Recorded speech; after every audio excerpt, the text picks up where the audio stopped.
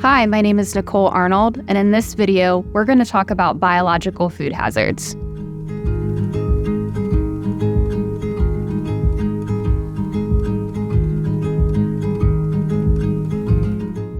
The first category of food safety hazards is biological hazards. Biological food hazards are microorganisms like bacteria, parasites, and viruses. What makes controlling biological food hazards difficult is that microorganisms are so small they can only be seen with a microscope. When it comes to food, not all microorganisms are harmful.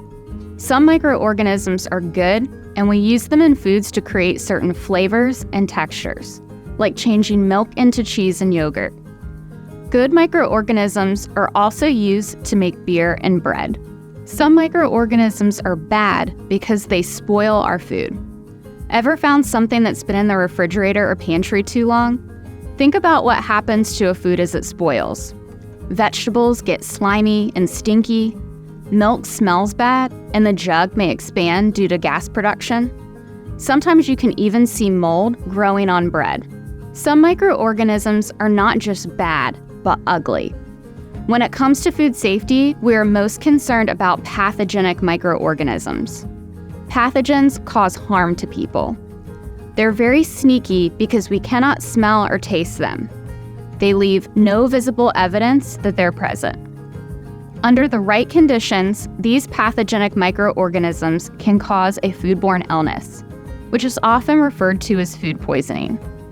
You've probably heard about some pathogens in the news. These include bacteria like E. coli and Salmonella, and viruses like norovirus and hepatitis A. Additionally, unwanted yeasts, molds, and naturally occurring toxins fall into the biological hazard category. Instead of hoping that biological hazards don't get into the foods you produce and sell, you should take a proactive approach. I encourage you to develop steps to reduce the risk of biological contaminants from getting into your food product or growing and multiplying in a food product. Here are some suggested best practices. Practice good hygiene, including washing your hands thoroughly.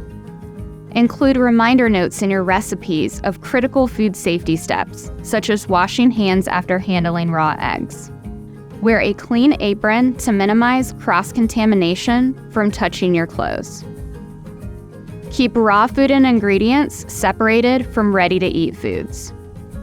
Refrain from making food to sell when you or someone in your home is sick, especially if someone has a suspected or confirmed case of a foodborne illness.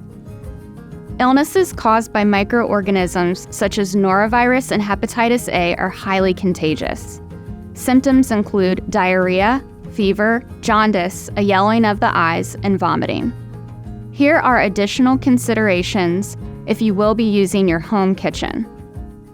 Plan your family meal preparation and your business production at different times to reduce the chance of cross-contamination. Start with low-risk activities, such as baking, and then move on to higher-risk activities such as preparing meats and fresh produce. Keep pets away from food preparation areas, including countertops and tables. Keep non-food items such as purses and keys off of countertops and tables. They can be a source of contamination because they may be on floors, the ground, and other unclean surfaces. Some food ingredients or final food products require storage at refrigeration temperatures as a safety measure. Refrigerators should be at 40 degrees Fahrenheit or below.